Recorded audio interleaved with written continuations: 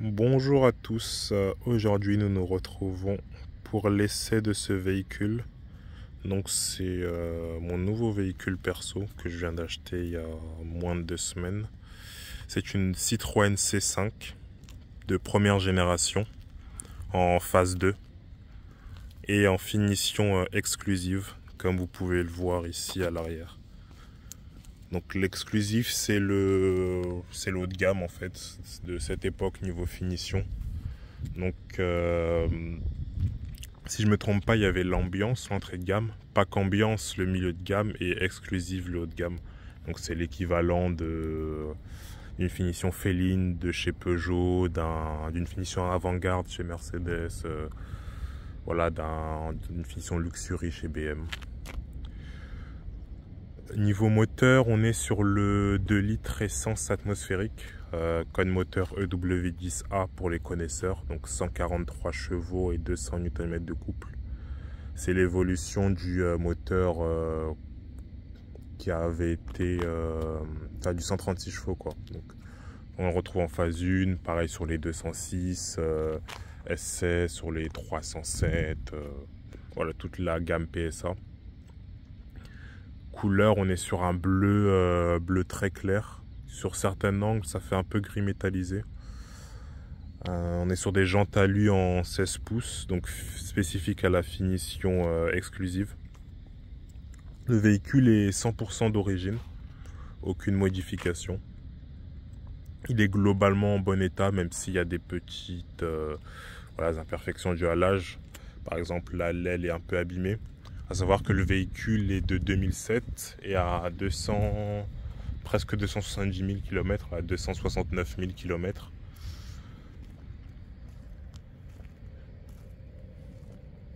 Donc le pare-choc avant est légèrement abîmé. Voilà, il y a eu quelques éclats de peinture quand ils ont essayé de le rattraper, mais voilà, pas top. Ils ont essayé de faire des petites retouches, mais bon voilà, pour le prix que je l'ai payé, franchement, on peut pas être exigeant quoi. C'est un véhicule que vous pouvez toucher à environ 2000 € dans ces kilométrages-là, dans ces états-là. Après, ça dépend aussi des finitions. Moi, je voulais une exclusive parce que je voulais avoir le maximum d'équipement possible, sachant que j'aime bien déjà tout ce qui est gadget et tout, et même c'est beaucoup plus confortable d'avoir beaucoup d'options au quotidien. Donc là, à l'arrière. Alors même si on va pas se mentir, l'esthétique est discutable, certains la trouveront moche, moi j'aime bien. Mais la phase 2 améliore pas mal. On a les feux arrière comme ça en boomerang, alors qu'avant on avait vraiment des tout petits feux sur le côté comme ça. Un avion qui vient d'atterrir, mais on le voit pas parce qu'il y a du brouillard. Les principaux changements ont été sur la face arrière et la face avant. Donc la voiture est un peu plus longue. On a gagné, je crois, 8 cm, notamment avec le pare-choc qui est plus agressif. Les feux sont un peu plus anguleux. Voilà, moi j'aime bien. Après, je suis habitué à ce genre de véhicule un peu papy. J'ai eu une Velsatis par exemple. Moi, ça me dérange pas. Après, c'est vrai que c'est pas très courant de voir des jeunes dans ce genre de véhicule. Moi, j'ai 27 ans. Donc, pour les équipements, alors à l'extérieur, on peut voir qu'on a des feux xénon. Donc, feux xénon directionnels. Ça, c'était pas très commun à l'époque. Ça avait été créé sur la C4, ils l'ont mis sur la C5. Donc, en fait, dans les virages, le faisceau du feu suit la direction. Donc, ça permet d'éclairer l'intérieur du virage, ce qui est pas mal pour la sécurité.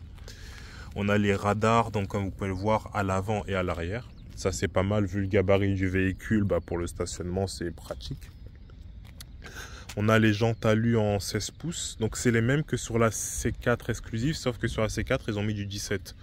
Pour l'esthétique, là, ils ont mis du 16 pour le confort. Et c'est top parce que le véhicule, on en reparlera pendant la partie dynamique, mais très confortable.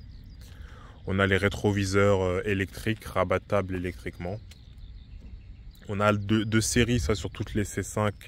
Première génération, la suspension Hydractive 3. Donc, c'est une suspension hydropneumatique, donc voilà, il n'y a pas de ressort, c'est un système de sphère, et la hauteur alors l'assiette est constante, c'est-à-dire que quelle que soit la charge, le véhicule est toujours au même niveau, et on peut faire varier sur 4 niveaux la hauteur de suspension. voilà pour l'extérieur. Je crois que on a fait le tour. Donc c'est un haillon. C'est pas une malle, c'est un haillon, donc c'est pratique pour le chargement. Le volume de coffre est assez correct. On a 450 litres si je ne me trompe pas. 450 ou 460 litres. Donc on peut vraiment partir en week-end, en vacances à 4 adultes sans problème. Même à l'intérieur, à 4 adultes, on est très très à l'aise. Je vais vous montrer l'intérieur. Ah oui, comme autre équipement, on a sur l'exclusive, on a le vitrage feuilleté. Donc en gros, on a une sorte de double épaisseur qui fait que acoustiquement, on est mieux isolé. Donc on entend beaucoup moins les bruits de roulement ainsi que le bruit du moteur par exemple. Donc on est sur l'intérieur velours. Donc très confortable et qui a très très bien vieilli. Donc voilà, franchement à l'arrière, on est très bien installé. C'est parfait pour 4 adultes. Bon, la place du milieu je pense n'est pas super confortable, même s'il y a pire parce que le tunnel central n'est pas très haut. On a le couloir central avec porte-gobelet. On a un espace, on peut mettre des choses. On a les porte-gobelets qui sortent ici. On a même une trappe à ski, donc ce qui est pratique. Comme vous pouvez le voir, Sono JBL, donc pareil, c'est équipement de la finition exclusive.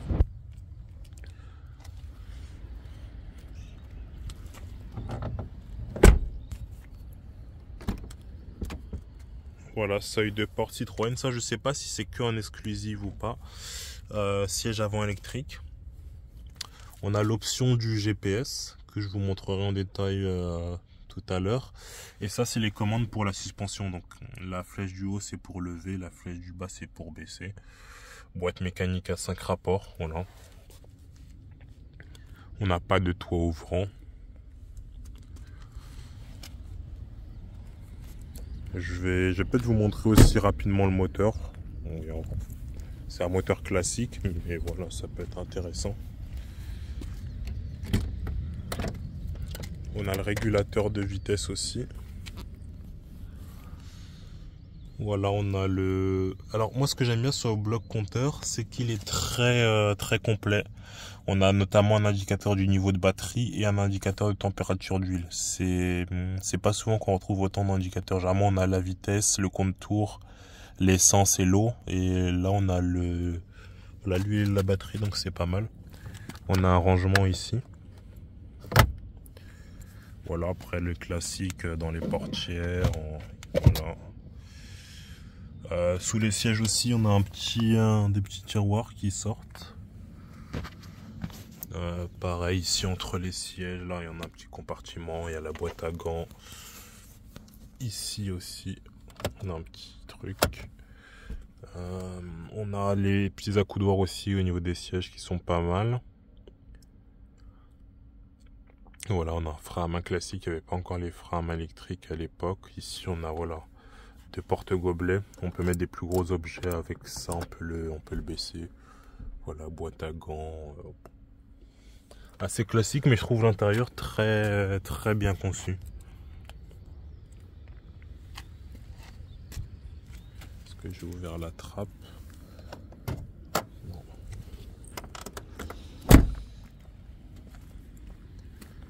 Alors au niveau du capot,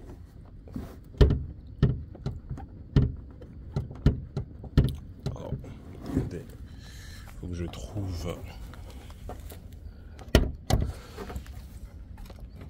Voilà, donc voilà le moteur, donc EW10A, c'est classique. Ici, comme vous voyez, Citroën Hydractive, donc tout ça c'est la partie suspension. Donc on a le réservoir notamment de liquide. On a les sphères, je ne sais pas si vous voyez pouvoir la voir. Là on voit une sphère, donc c'est ce qui fait un peu l'office de ressort. Parce que si on regarde ici, en fait, on a juste une tige d'amortisseur, mais on n'a pas de ressort. Donc voilà quoi, classique. On voit qu'il y a encore de la place, notamment parce que certaines versions ont le V6. C'est pas le cas de la mienne. J'ai préféré prendre le 2 litres. Je pouvais avoir aussi des V6 à peu près dans le même budget d'achat, mais le problème après c'est le voilà, niveau carte grise, niveau assurance, niveau consommation aussi, niveau entretien. Donc c'est on peut acheter un V6 pour à peu près les mêmes prix avec un peu plus de kilomètres. Mais après voilà, niveau budget de fonctionnement, c'est plus élevé. Et c'est obligatoirement en boîte auto. Moi, je préférais une boîte méca pour la fiabilité à long terme. Je suis pas fan des vieilles boîtes auto. Parce que notamment, généralement, elles n'ont jamais été vidangées. Plus si elles tombent en panne, voilà, pour trouver des pièces et tout, c'est un peu plus compliqué. On a des vérins pour le capot, donc pas mal.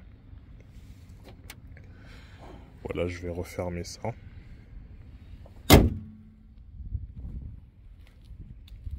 On est en critère 2, donc c'est pratique. On peut rentrer voilà, dans tous les centres-villes, que ce soit Paris, notamment Bruxelles.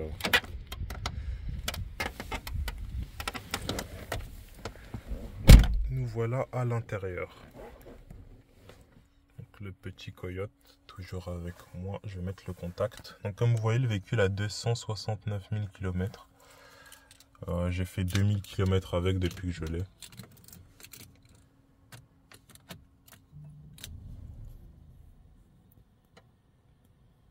Hop, le contact est mis.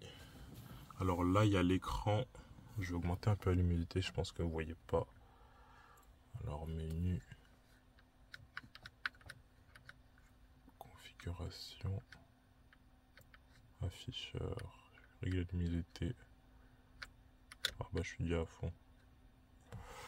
Bon. Alors là, on a l'écran GPS. Donc voilà, on voit que les cristaux commencent un peu à s'abîmer. Voilà, c'est avec l'âge.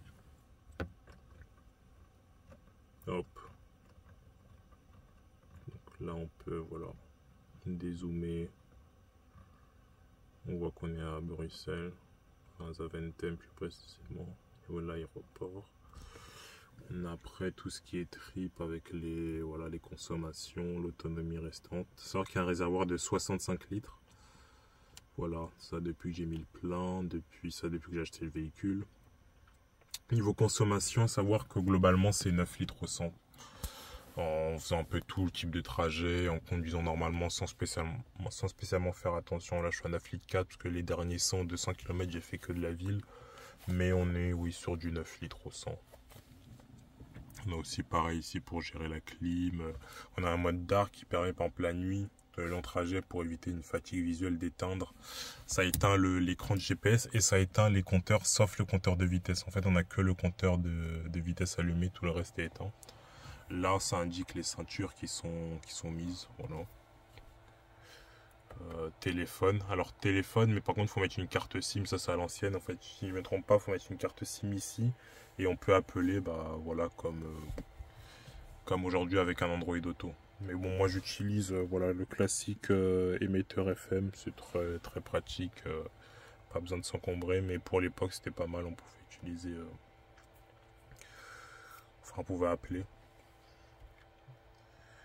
Moi, généralement, je suis sur cette... Enfin, il y a aussi l'audio qu'on peut... Voilà, radio... Moi, généralement, je suis sur soit le trip avec les consos, soit sur le GPS. Pour l'esthétique, je n'utilise pas pour la navigation, mais je trouve que c'est agréable, voilà, de voir la carte, voir un peu des fois où on est. On a aussi les radars. Je pense qu'elle a été mise à jour il y a pas très longtemps, parce qu'il y a quasiment tous les radars que je rencontre sur la route sont sur... il y a une alerte sur le GPS, donc... c'est pratique.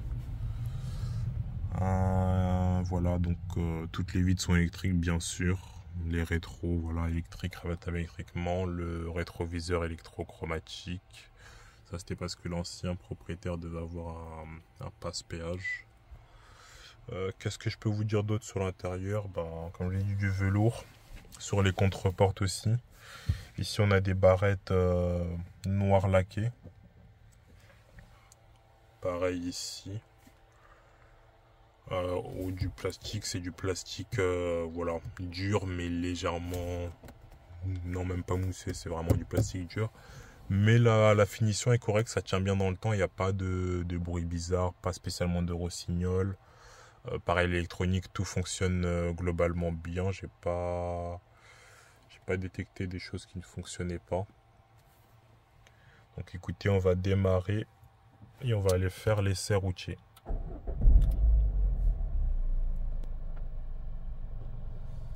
Voilà, tout est en route.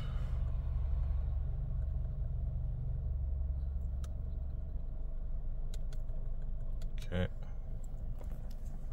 Je m'attache et on y va.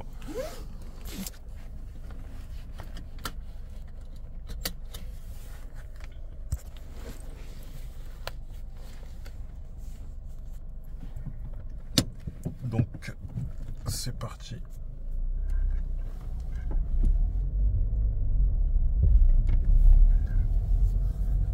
Donc, comme je vous ai dit, 2 litres essence atmosphérique, 143 chevaux, 200 Nm de couple.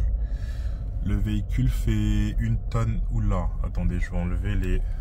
La dernière fois, j'ai filmé le Mazda. En fait, je me suis rendu compte avant que chez moi, je suis parti avec les cache-plaques. Et heureusement que j'ai pas croisé la police sur la route, parce qu'ils auraient pu croire que je veux faire un casse. Donc, ne restez là. Je vais enlever les cache-plaques et je reviens dans quelques secondes.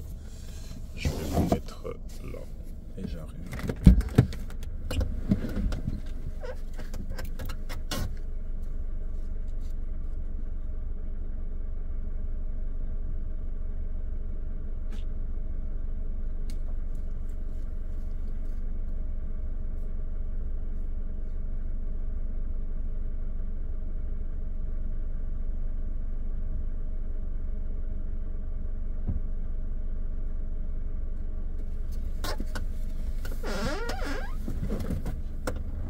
Voilà.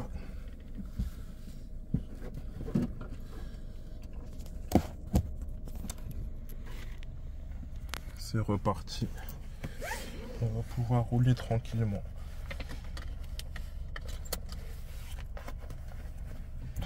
Boîte mécanique donc à 5 rapports. Je la trouve assez bien étagée. La première, ce que j'aime bien, est assez courte. Des 4-5 km/h, on est en prise. Donc c'est agréable dans les emboutages. On n'a pas trop à faire patiner l'embrayage. Sur autoroute à 130, on est en 5e à 3600-3500 tours minute environ. Donc voilà. Bon, on entend quand même un peu le moteur, mais j'ai connu pire. Donc le véhicule est assez bien insonorisé comme je vous l'ai dit. Niveau gabarit, on est sur 4,76 m, non 4,74 m de long, 1,78 m de large et je crois 1,46 m, 1,48 m de haut. Donc voilà, c'est l'équivalent Laguna 3. Niveau allemande, on est entre une classe C et une classe E. Pareil, on est entre une série 3 et une série 5.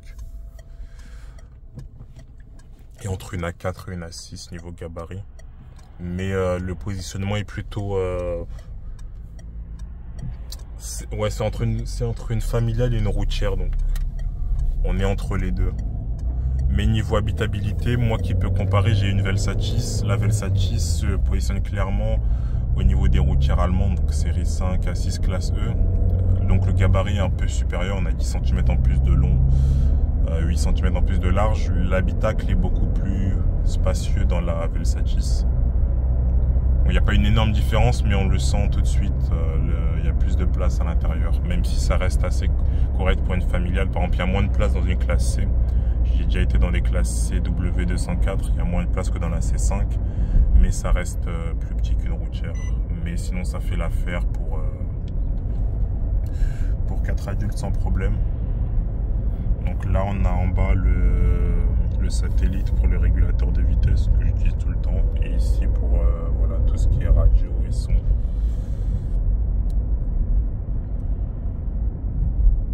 Donc comme je l'ai dit, très confortable grâce à la suspension Hydractive 3. On a à haute vitesse sur route ou autoroute, on a vraiment l'impression un peu de flotter au-dessus de la route. Au début ça fait un peu bizarre, mais on s'y habitue vite.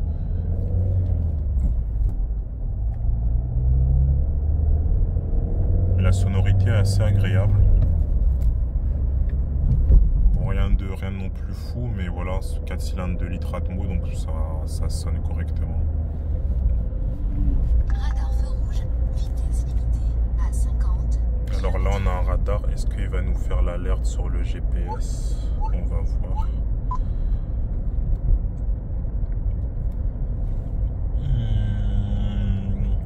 Qu'est-ce que je peux vous dire d'autre? La direction est assez agréable, pas trop lourde, assez légère. Oui, voilà, là par exemple on a l'alerte du radar qui vient sur le GPS. Voilà. On disait direction assez légère sur ces générations-là. Alors les premières générations d'Hydractive, donc tout ce qui est DS, CX, XM, l'hydraulique gérait toute la voiture, c'est-à-dire que direction assistée et freinage. Et là, sur les Hydractive 3, l'hydraulique ne gère que la suspension, donc le freinage et le reste est dissocié. Donc ça fait que c'est un peu mieux niveau fiabilité. Donc si jamais on a une panne de la suspension, bah, le reste du véhicule reste totalement voilà, isolé. On a toujours le freinage qui fonctionne correctement ainsi que la direction, donc c'est un peu mieux. Vitesse limitée à 70 km/h. On est sur des véhicules assez bon marché parce que c'est comme j'ai eu aussi la Laguna 2. C'est des véhicules en fait que pas beaucoup de gens ne cherchent, que c'est des véhicules plutôt de vieux. Et de ce fait, on peut les toucher à des très bons prix. J'ai comparé, j'ai regardé aussi les C4, notamment en exclusive. Alors par contre, les C4, il n'y en a pas beaucoup en 2 litres, il y en a beaucoup en 1,6 litre, mais très peu en 2 litres. On est facilement sur 1000 € de moins qu'une C4. Donc à savoir qu'une phase 2 exclusive, on touche ça entre 1500 et 3000 € selon les temps. Voire jusqu'à 4000 € vraiment pour un modèle V6 avec pas beaucoup de kilomètres, mais je vous conseille la fourchette 1500 à 3000 €, on a largement ce qu'il faut. Le niveau moteur, je conseille au minimum le 2 litres. Il y a le 1,8 litre essence, mais il me semble qu'il n'est pas sur l'exclusive. Il est sur les autres finitions, mais pas sur l'exclusive. Le 1,8 litre essence, c'est à mon avis trop juste. J'ai pas essayé, mais là, avec le 2 litres, c'est le minimum syndical. C'est assez dynamique, c'est pas non plus un missile, mais notamment, ils ont pas mal travaillé le couple. Ils ont gagné 10 Nm par rapport à la phase 1, toujours en 2 litres. Le 1,8 litre est pour moi sous-motorisé. Le 2 litres est parfait. Le V6, si on roule pas beaucoup, je pense que c'est pas mal. Ou alors qu'on roule beaucoup et qu'on a le budget voilà, pour l'entretien et tout le reste. Mais ça doit être vraiment un régal à utiliser.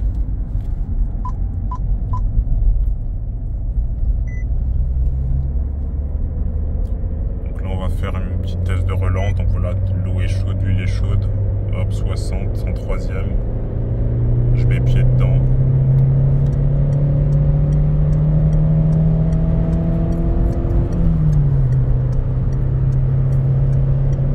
Voilà, ça monte normalement sans plus. Voilà, ça permet de s'insérer correctement, ça permet de rouler chargé. J'ai déjà roulé avec 4 adultes et le coffre rempli. On n'est pas à la peine dans les montées d'autoroute. On n'a pas besoin de rétrograder en 4e par exemple, donc on est assez à l'aise. La consommation, bon voilà, ça consomme quand même comme c'est un moteur d'ancienne génération, mais c'est pas non plus dans l'abus. J'avais une 306 en 1,8 litre, je consommais un demi-litre de moins en gros. Je consommais 8,5 litres. Là on est sur du 9 litres, on a 300 kg de plus, donc je trouve ça assez correct. Après je préfère un moteur voilà, qui consomme 9 litres mais qui est très fiable. Clairement ces moteurs à essence atmosphérique c'est increvable. Plutôt qu'avoir notamment maintenant les 1 litre de PureTech qui consomme que 6 à 7 litres, mais voilà, qui est catastrophique en termes de fiabilité.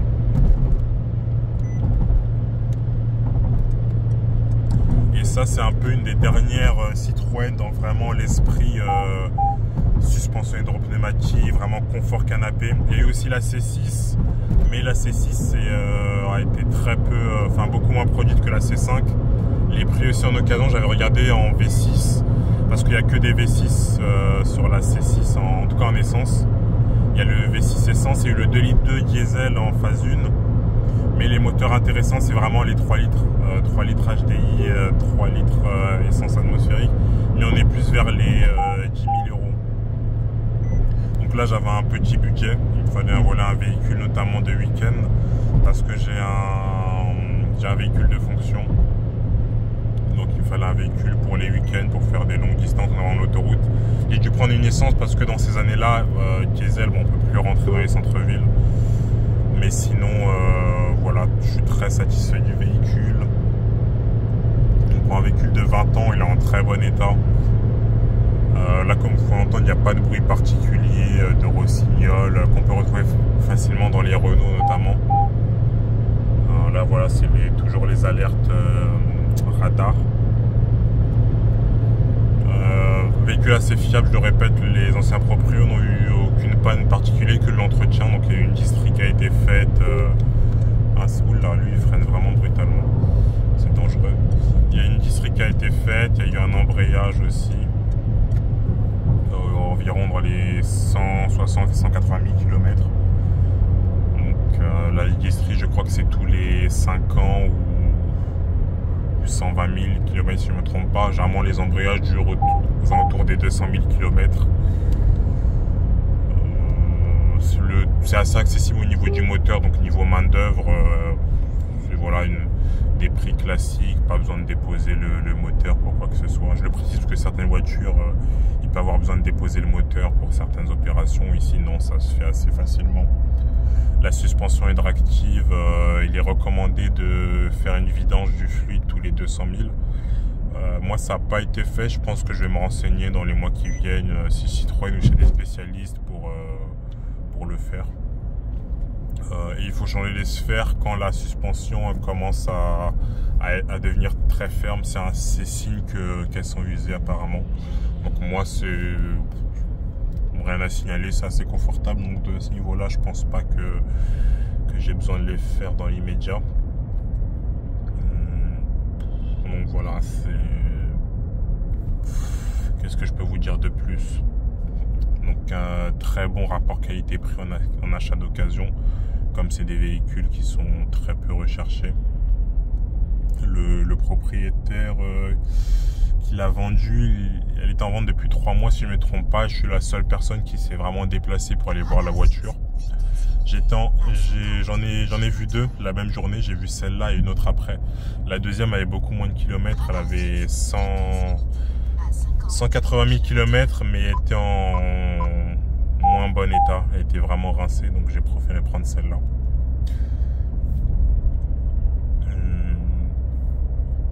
Voilà, un véhicule quand même assez spacieux. Donc ça reste une familiale. Tiens, là par exemple, j'ai voulu mettre le régulateur de vitesse, mais il ne fonctionne qu'à partir de 40 et il faut être au moins 4. Là, je vais repasser la 4. Hop, voilà, je peux le mettre. Là, on rentre sur Bruxelles Centre. Bon, je pense que j'ai fait le tour. Si j'ai le temps, je ferai peut-être une vidéo sur le fonctionnement de la suspension hydropneumatique avec une vue. Là, j'avais pas de trépied, donc c'est un peu compliqué, mais de faire la vue extérieure quand ça monte et ça descend, ça peut être intéressant. Sinon, voilà, j'ai dit tout ce que j'avais à dire. C'est un véhicule que je recommande. Pour ceux qui font beaucoup de routes et qui n'habitent pas au centre-ville, je privilégierais le HDI. Le 2 litres qui sont très fiables, un litre 6 à éviter, mais les 2 litres sont très fiables et assez puissants, assez coupleux, ne consomment pas énormément. Bon, voilà, pour un souci d'habiter en centre-ville, j'ai dû me rabattre sur le 2 litres essence. L'intérieur est en velours et très confortable. Et vieillit mieux sur le long terme que le cuir, je pense, parce que le cuir, à partir de 200 000 km et 10-15 ans, on se retrouve généralement avec des sièges craquelés, voire déchirés. Là, il n'est pas intact, mais franchement, il est voilà, très proche du neuf. On sent pas l'usure. Écoutez, je vais m'arrêter là. On se retrouve dans un prochain essai. J'aurai peut-être un Nissan Qashqai Plus 2 à l'essai. ma moto potentiellement aussi Vestrom 650 de 2007, mais ça sera un essai statique parce que j'ai pas le matériel pour filmer en dynamique en moto, et potentiellement Peugeot 208 GT électrique, les dernières à voir. Et voilà, si j'ai des véhicules sous la main, je profiterai pour faire des vidéos. Et si jamais voilà, des abonnés veulent qu'on filme leur véhicule, ça peut se faire aussi. Savoir que moi je suis alors soit sur Paris, soit sur Bruxelles. Je vous souhaite une bonne journée et à plus tard. Salut.